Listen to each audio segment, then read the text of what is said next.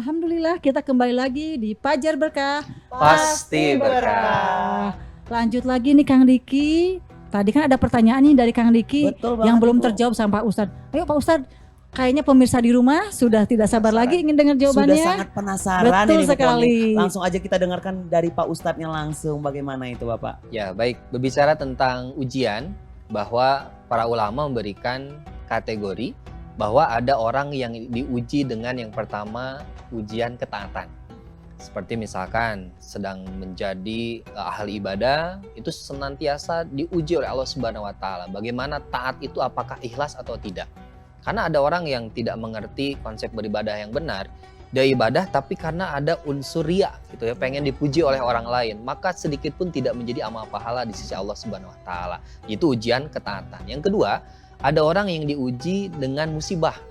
Maka feedbacknya, timbal baliknya dengan musibah ini, maka caranya kita harus sabar.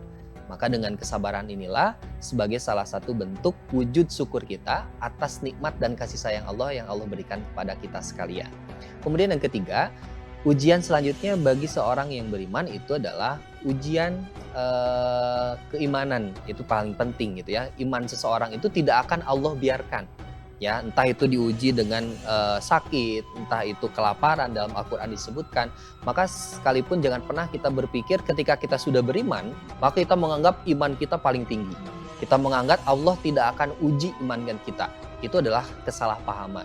Sehingga ujian yang diberikan Allah itu berbeda-beda. Makanya tadi disampaikan bagaimana kita memahami antara ujian dengan cobaan. Yang pasti ujian bagi orang beriman itu adalah ujian. Tapi orang kafir itu bisa jadi menjadi sebuah azab dari Allah Subhanahu wa taala. Oh gitu ya Pak Ustadz ya, tukang Diki. Ada berapa lagi tuh barusan? Serem ya. Ada ujian ketaatan, ujian musibah, kemudian ujian keimanan. Ternyata orang beriman juga terus diuji. Biar naik tingkat mungkin. Betul, jadi pemirsa bukan kita saja yang diuji. Orang yang beriman juga mungkin sekelas Nabi juga. Betul. Ya Pak Ustadz ya. Itu juga ada ujiannya ya Pak Ustadz ya. Sehingga kira-kira apa nih Pak Ustadz yang harus kita lakukan biar kita bisa melewati ujian itu Pak Ustadz?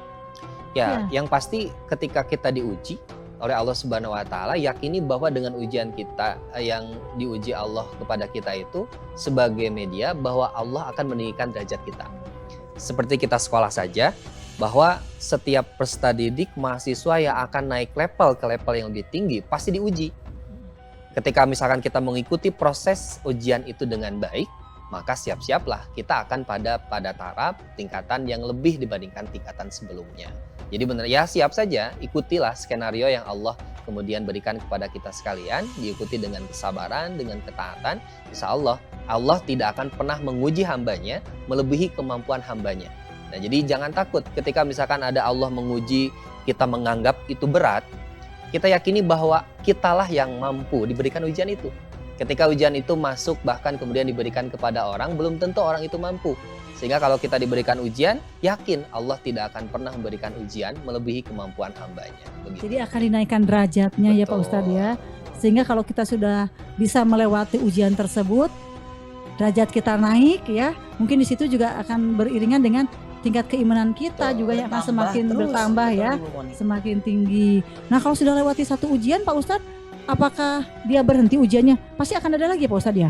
Tidak. Atau bagaimana Pak Ustadz? Jadi ujian tuh akan terus ya. Bagi orang yang tingkatan tertinggi, terendah gitu ya, tengah-tengah, semuanya akan diuji oleh Subhanahu wa taala. Nabi Ayub Bu, Kang, Nabi Ayub itu kan diuji begitu sangat luar biasa. Hanya 3 hari nih. Kalau tingkatan Nabi kan sudah tidak perlu tanyakan bagaimana keimanannya. Nabi Ayub itu diuji hari pertama, anaknya itu meninggal dunia, jumlahnya 12 orang anak. Bayangkan. 12 orang anak meninggal dunia. Bagaimana diuji dengan kehilangan anak-anaknya. Yang kedua, harta, tahta, jabatan semuanya habis terbakar pada saat hari kedua. Dan hari ketiga Allah uji dengan penyakit yang tidak pernah ditimpakan pada nabi sebelumnya dan nabi setelahnya. Dan Nabi Ayub itu nabi yang sangat luar biasa ujiannya, tapi Nabi Ayub sabar ya, tetap merasa bahwa semua ini diberikan dari Allah Subhanahu wa taala hingga Allah kemudian berikan kembali, bahkan balas kembali apa yang telah diujikan kepada Nabi Ayub alaihissalam gitu. Luar biasa sekali, Masya Allah ya Bu Poni. Iya betul Kang Diki. Kalau kita aduh udah gimana kita ya Ibu, udah pasrah. Jadi kalau sekelas Nabi Ayub saja, dia berturut-turut ya sampai dalam 1 hari 12 anak ya Pak Ustadz ya. Kebayang kita ternyata lebih berat ujian kehidupan dibandingkan ujian di kelas ya. Betul sekali. Betul. Kalau ujian di kelas paling akhir semester ya, Akhir sama tengah semester ya. Betul. Ada lulus-lulusnya lagi. Kalau ini Betul. Pak Ustadz, lulusnya itu gimana Pak Ustadz? Apakah setelah meninggal akan ada lulusannya atau gimana Pak Ustadz? Nah, ini Soalnya betul, ujian Pak harus Pak Iya, Ustadz. Pak Ustadz, betul. Lulusnya kapan Pak Ustadz? Ya. Apakah kalau kita sabar itu sudah berarti kita lulus? Atau Ya. bagaimana? Tapi kan abis sabar nanti ada yang baru lagi gitu Pak Ustadz nggak? Ya, artinya kita hidup di dunia, ya hakikatnya adalah ujian. Maka kapan kemudian kita terlepas dari ujian? Ya tiada lain ya nanti di akhirat, di surga gitu ya. Di surga tidak lagi diuji, tidak ada lagi ibadah, tidak ada lagi kemudian kita ngeluh terhadap kehidupan seperti di dunia. Maka ketika selama kita di dunia, maka ya saatnya kemudian kita diuji oleh Allah Subhanahu wa taala. Jadi jangan pernah berpikir kapan sih kemudian ujian ini akan selesai terhadap kita, karena ya yang namanya dunia, orang yang beriman, orang yang percaya kepada Allah, pasti Allah itu akan senantiasa menguji hambanya. Dan dengan ujian hambanya itulah membuktikan bahwa Allah sayang terhadap hambanya. Karena ketika diuji biasanya orang yang lupa, orang yang tidak ingat pada Allah seketika ingat pada Allah Subhanahu wa taala. Contoh, orang yang sedang bugar, bisnisnya hebat gitu ya. Kemudian seketika Allah cabut sedikit saja nikmat sehatnya. Maka kemudian harus ke rumah sakit, harus cuci darah. Nah, di sanalah biasanya orang-orang yang lupa bahkan jauh dari Allah Subhanahu wa taala, di sana kemudian ingat kepada Tuhannya. Nah, itu adalah salah satu wujud bahwa Allah cinta hambanya supaya hambanya itu ingat kepada hambanya, begitu. Jadi kalau belum meninggal terus aja ya Pak Ustadz ya. Ya, ujian Ada itu akan ujiannya. senantiasa ada. Oh iya Pak Ustadz, saya juga pernah dengar Pak Ustadz katanya orang yang mau sakaratul maut juga di situ ada ujiannya ya Pak Ustadz ya. Betul. Ujian Katanya bisikan-bisikan setan begitu ya Pak Ustadz ya. Berarti ujian terakhir itu ya Ibu. ujian terakhir. UAS itu ya. Ujian terakhir ya. Ujian terakhir. Nah di sini tinggal dia gimana nih dengan ujian yang terakhirnya, mungkin begitu ya Pak Ustadz Ya, ya. betul. Ada hadis Nabi tuh, ya mudah-mudahan jadi pengingat bagi kita sekalian, bahwa menjelang kita dikuburkan, bahkan ketika jenazah kita diangkat ke alam pembaringan kuburan kita, ternyata dalam hadis Nabi disebutkan orang atau jenazah itu berteriak. Dan teriakan ini tidak didengar oleh seluruh makhluk kecuali jin dan manusia. Jadi selain jin dan manusia itu mendengarkan.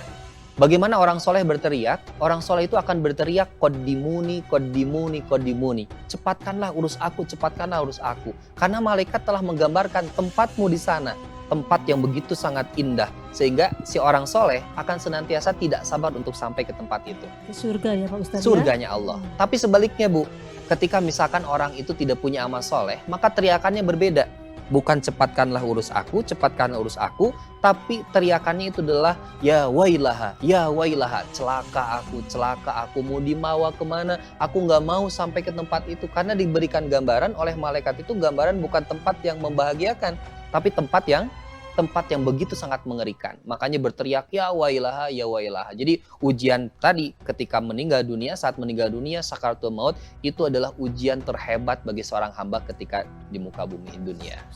Oh jadi yang terhebat itu di terakhir itu ya. Ya, betul. Dan itulah yang menjadi penentu akhir hidupnya gitu Pak Ya, Ustadz ya. makanya ada istilah husnul khotimah, ada sul khotimah, itu yang kemudian sangat menentukan. Betul. Ya.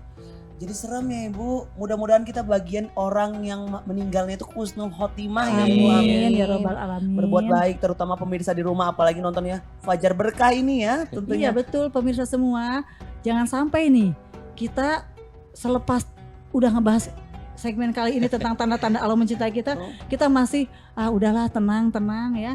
Ternyata ujian kita itu terus pemirsa sampai dengan kita akhir hayat, sampai kita nanti melihat, mudah-mudahan kita semua termasuk ke dalam golongan yang husnul khotimah, dan kita melihat tadi kata Pak Ustadz itu apa Kang Diki, di depan itu sudah ada yang sangat membahagiakan. Kita melihat itu semua ya Kang Diki Betul, ya. amin ya Kita Allah, tidak Ibu. melihat hal-hal yang menyeramkan. Jangan sampai. Nah tentunya itu juga harus dibarengi dengan keimanan kita dari Keimanan sekarang, kita. ketaatan kita terhadap apa yang diperintahkan oleh Allah Subhanahu wa taala. Dan jangan sampai kita tobat sambal katanya Pak Ustadz itu. Betul. Tobat Pak Ustadz. sambal. Tomat ya, Oh sambal tomat lagi. Tobat tomat sambal maksiat. seperti apa Kang? Gimana itu Pak Ustadz? Katanya gini Ibu, kalau tobat sambal itu lagi pedas, berasa pedasnya gitu ya kan. Lagi dia diuji, terus dia tobat. Udah dia lupa sama Tuhannya. Oh katanya. gitu tobat sambal. Aduh, jangan sampai seperti itu ya Pak Ustadz. Jangan sampai lah Kang Diki kalau tobat Iya. sambal seperti itu bukan bukan serius tobatnya. Betul. Nah, Allah juga pasti akan menilai ini keseriusan bertobatnya ya. Makanya suka ada namanya tobat nasuha Tobat gitu ya Pak nasuha, Ustadz betul. ya. Tobat nasuha Ya, Pak Ustadz. tobat nasuha seperti ya Pak Ustadz ya. Itu istilahnya kalau kita sudah merasa istilahnya melakukan kesalahan terus kita janji gitu ya Pak Ustadz ya, tidak akan mengulanginya lagi. Tapi gimana nih Pak Ustadz kalau tiba-tiba mengulanginya lagi atau Allah semakin tidak sayang kepada kita, benar nggak Pak Ustadz? Ya, artinya tobat itu dalam Al-Quran disebutkan bahwa tobat yang diterima oleh Allah itu adalah tobatan nasuha. Artinya tobat yang sungguh-sungguh tobat. Ada orang yang hari ini dia bermaksiat, malamnya tobat, besok maksiat lagi. Nah, itu mah tomat gitu ya, tobat maksiat. Betul, Itu artinya bukan tobatan nasuha. Ya, makanya syarat tobat itu kalau urusannya kepada Allah Subhanahu wa taala, satu, dia berikrar bahwa tidak akan pernah mengulang apa yang dia lakukan. Yang kedua, dia pun senantiasa menyesali dengan apa yang telah dia perbuat dan tidak akan pernah mengulang. Itu artinya tobatan nasuha. Bagi orang yang kemudian tobatnya masih tobat sambal tadi, sudah mah pedas, coel am deui gitu ya, maka itu artinya tobatnya bisa jadi gitu ya, Allah tidak akan terima karena tidak sungguh-sungguh kembali mengulang apa yang telah dilakukan. Nah, semoga kita semua tidak mengulang-ulang lagi kalau sudah melakukan kesalahan, Kang Diki. Amin, ya Allah. Nah, alhamdulillah Pak Ustadz nih dibahas oleh Pak Ustadz barusan, kita harus bagaimana nih. Selanjutnya Pak Ustadz nih, nanti kita lanjutkan kembali di segmen berikutnya ya Kang Diki ya. Betul banget. Nah, Ibu. tapi bagi pemirsa yang memang akan bertanya nih, siapkan pertanyaannya dari sekarang. Ke nomor berapa Kang Diki kira-kira kalau mau bertanya? 0813 9447 7912 nanti akan kita bahas bersama Pak Ustadz juga ya Ibu Poni. Pastinya di Fajar Berkah Kang Diki. Betul banget. Pastinya. Ya Bu Poni, jadi luar biasa sekali Fajar Berkah ini ya Bu Poni. Dan pemirsa di rumah jangan kemana-mana, tetap saksikan kami di Fajar Berkah, pasti Pasti berkah. berkah.